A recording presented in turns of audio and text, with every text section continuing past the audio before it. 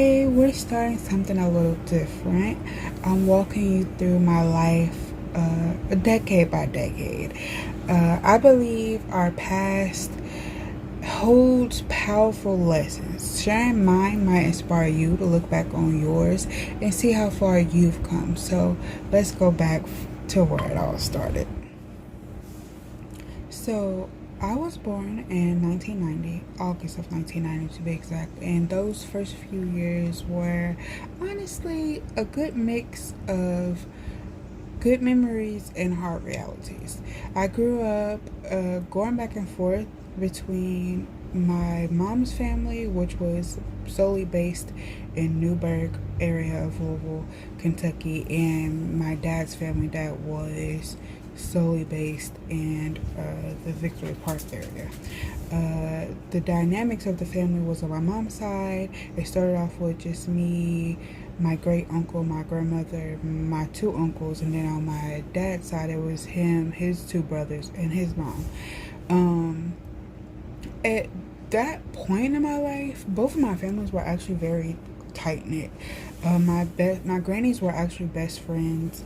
My uncles were friends. We'll get into that too. But I had a good family dynamic when I was in the first, like, at least 5 years of my life.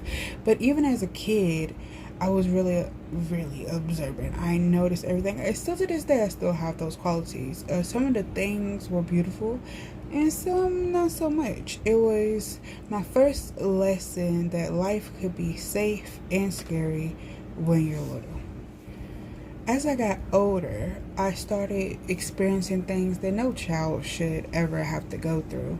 There were moments of trauma that shaped me in ways I never thought that I would be shaped in, honestly, and I just saw myself in the world around me in a different light.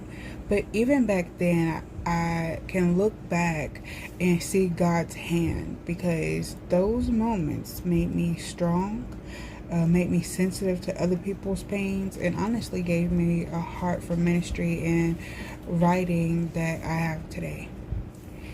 Even in the middle of all that, I found outlets. I used to love anything that allowed me to be creative and use my imagination. Writing was always my main trait. Like even before I knew words, I was a writer. I loved coloring, and I've always had a love for music because both of my families were very into music. I wasn't very into church, even though I had to go a lot. But I've always been spiritual.